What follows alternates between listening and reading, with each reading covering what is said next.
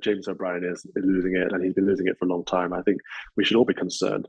Now, look, okay, seriously, is it time we start to get concerned for the increasingly red-faced and the increasingly unhinged James O'Brien?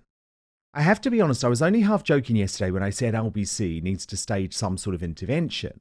And overnight, the Talk TV host Mike Graham has weighed in on this too.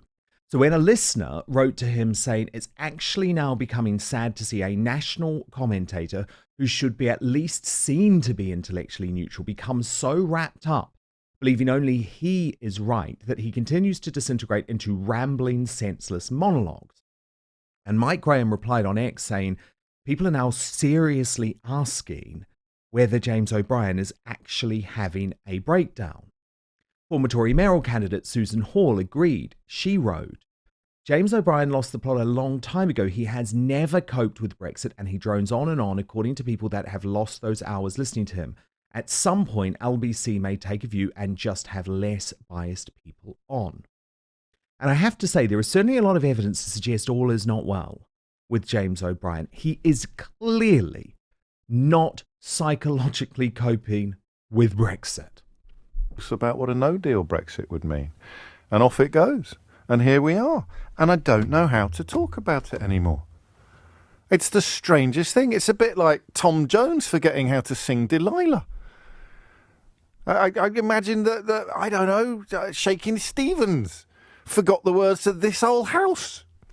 I need a slightly more up-to-date reference. Imagine if Taylor Swift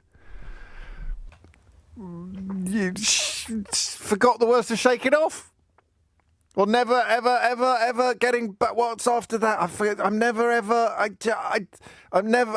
don't know how to talk about it anymore, and I don't understand why. It's extraordinary. Either red cheeks. What I mean? James O'Brien appeared to joke about an attempt on the life of Donald Trump. So if anyone wants to take a shot at Trump, maybe they should make it. Not literally, obviously. Although on second thought, we're just coming up to noon. Yesterday there was this. He can't turn around and say, be like Profumo, squared. He can't turn around and accept the disgrace that he deserves any more than Nigel Farage can. They soiled the national bed. And Wes Streeting says we all have to lie in it. Now, lots of people have pointed out the complete hypocrisy in the way that James O'Brien continues to act. Thomas Evans wrote on X a week ago, James O'Brien laughably said on his show that he doesn't resort to personal attacks when speaking to those he disagrees with. He then uses this language within a week, condescending and talking down supporters of Brexit. The guy is unhinged, unstable, and needs help. And here's one example of this. I want you to look closely at this video, because what you'll see is that when this caller, who I give a lot of credit to, ends up properly challenging O'Brien, you see him go like that. And what he's doing is he's saying to the producers, cut this guy off. Mate, I thought you were here to tell me the toxicity had diminished. Yeah, I have. And you're sounding well toxic, mate. Because you won't allow me to get to... No, I won't allow you to avoid the question. I won't allow you to avoid the question. No, you won't allow me to speak. You do this all the time. No, I don't. I insist that people answer the question. Are you going to answer the question? Are you going to answer the question? The CBI, I've answered the question, and now I'm asking you to move on. The CBI, sponsored by Price Waterhouse, and you repeated this afterwards, said that unemployment would reach... I think we can all agree I'm never going to be Emily Maitland. Father Calvin Robinson, is James O'Brien okay? Or is Mike Graham and Susan Hall, are they onto something here?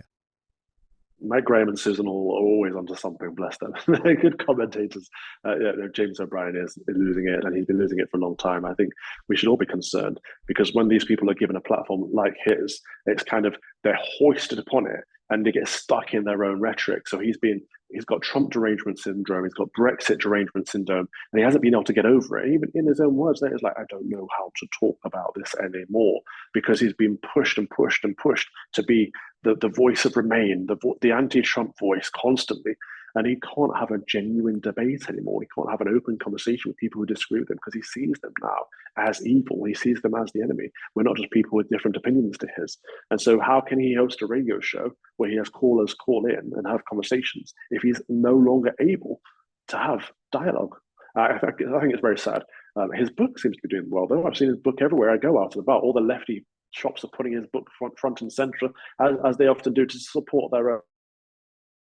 Well, that's the issue, isn't it? But yes, bless him. I hope he makes some money from it, has some time off. That's the issue. The establishment will always come to support someone like this. But Calvin, you know how he talks about always being right and how he is able to prove that he's always right.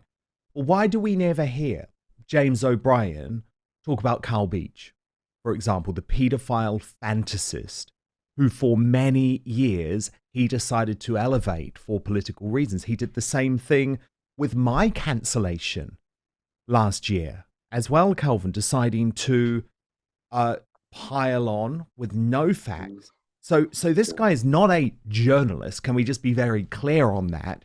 He is an activist. Yeah. But just be honest about that, and then I think people would be less upset with the hypocrisy. That statement he made about Trump was outrageous, and I didn't see any consequences for that whatsoever. He pretty much asked for people to kill Trump.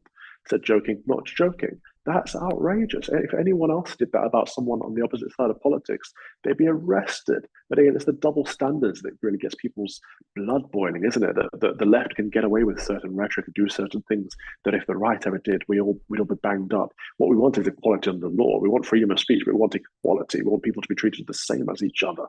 And James O'Brien doesn't do that. You're right, he doesn't apologise. This idea that he's always right is absurd. None of us are always right. We should have the humility. And I've seen you do this since you came onto your new platform and said, actually, I was wrong about some things and I want to be open about that. That's how you totally started talk your about first it. show.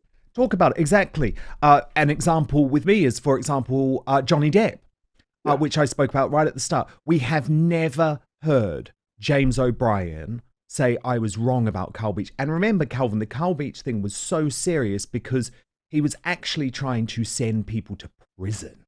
There's nothing more serious than accusing someone in public life of paedophilia.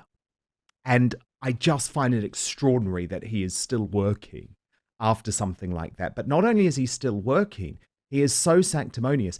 But let's be honest, unfortunately, Calvin, LBC is a station that lots of people listen to simply because of a tradition of listening to that station, because it used to be a station of the working classes, a station of the people, a station of the black cabbies in London.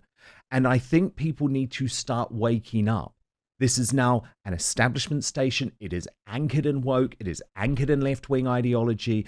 It is trying to nudge you, and please wake up and turn it off. Charlotte Gill has done some incredible work about all of the tentacles that Global, which is the organization that runs LBC, has with hard left campaigners.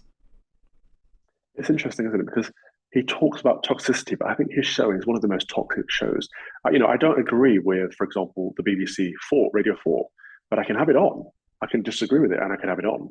When James O'Brien comes on LBC, and I don't ever hear this when I'm in a cab, it's just, he's so angry. It's impossible to listen to because you can hear he's getting irate and just berating people like you and I who have different opinions to him. It's not good radio. It's not good listening.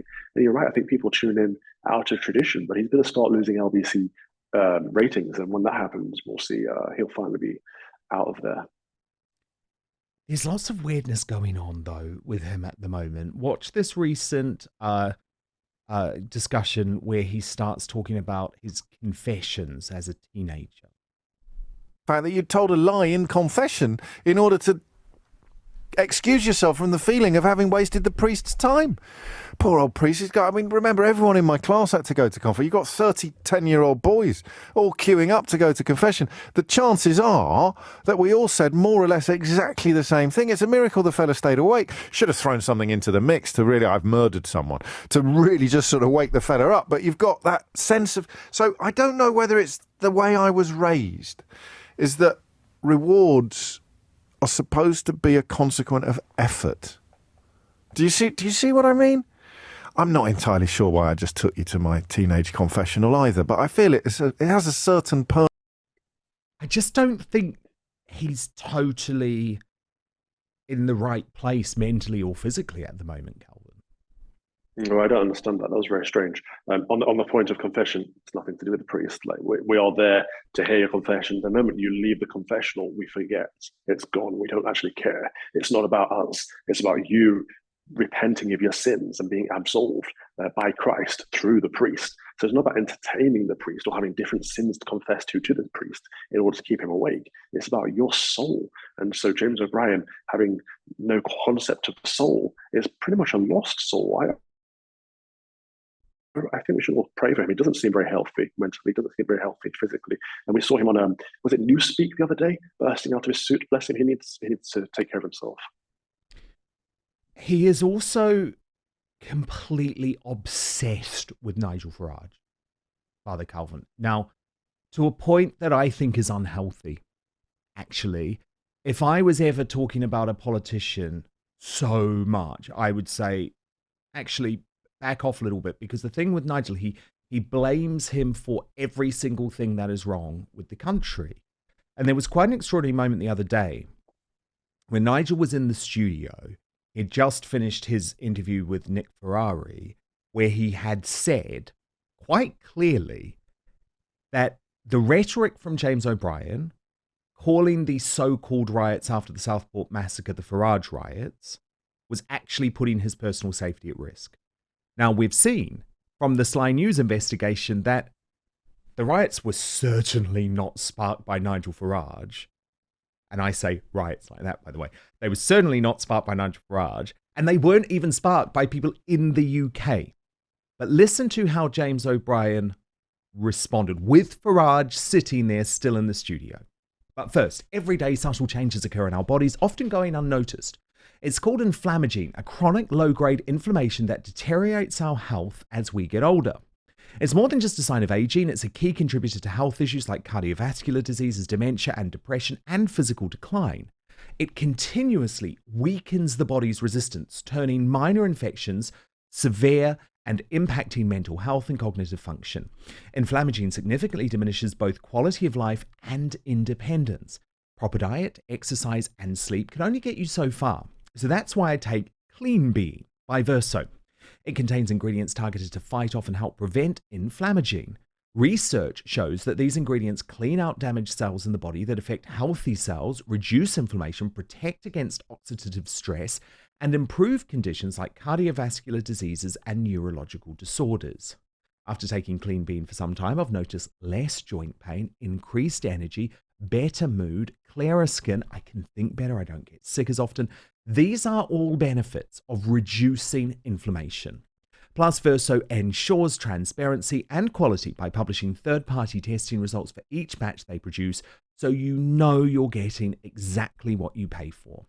Click on the link in the description in YouTube or Rumble, or head on over to buy.ver.so and use the coupon code Outspoken at checkout to save 15% on your first order. To repeat, that's www.buy.ver.so/outspoken. Use the coupon code Outspoken.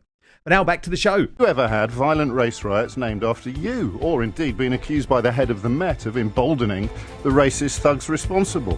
Has your vile and ignorant rhetoric ever helped instigate attempts to burn people alive in their beds? Have you ever cited a self-described misogynist facing rape and people trafficking charges in Romania as a trustworthy news source for events in the UK? Or described yourself as part of a similar phenomenon to him?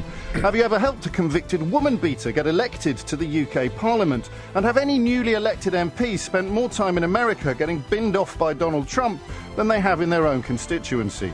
And what would you call someone who answers yes to all those questions? Now, Calvin, what's so shocking about that to me, because this is another Carl Beach example or something very similar. He sat there listening to Farage say specifically that the rhetoric from James O'Brien about the so-called riots, the so-called Farage riots, was directly putting his safety at threat to the point that he couldn't even host constituency surgeries in Clacton.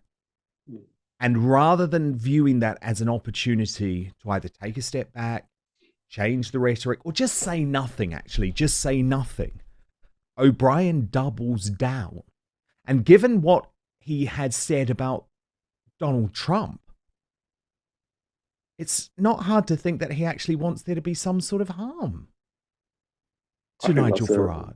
that's a sensible conclusion to come to. If Farage has sat there and said, "Look, you are putting my life in jeopardy with this extremist rhetoric," and then James O'Brien goes on to double down in that rhetoric with him right there in the studio, I think it's safe to say that James O'Brien wants Nigel Farage dead. And we've seen this dangerous rhetoric in the US with the constant peddling of, Trump will be a tyrant dictator. He will take away your freedoms, X, Y, Z. He is a threat to democracy. And then, of course, there are 3 or 4 potential assassination attempts on his life.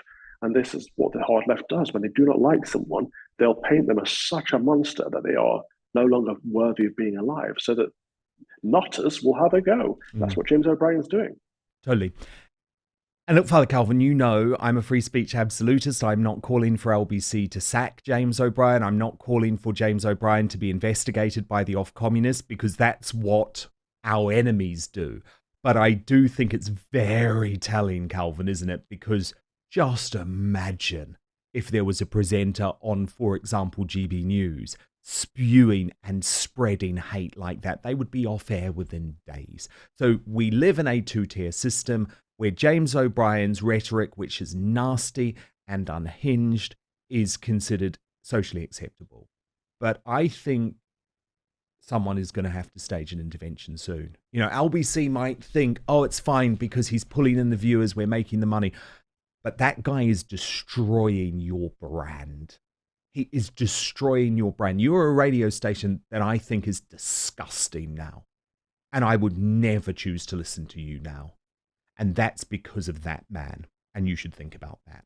Thank you so much for watching Dan Wootton Outspoken. Please click on my face just to the bottom left to subscribe to this brand new independent news source and turn on the notification bell so you'll be alerted to our brand new live shows, uncancelled interviews, and special royal episodes. Outspoken is also now available as a podcast, so you can listen to the show every weekday on the go, wherever you are.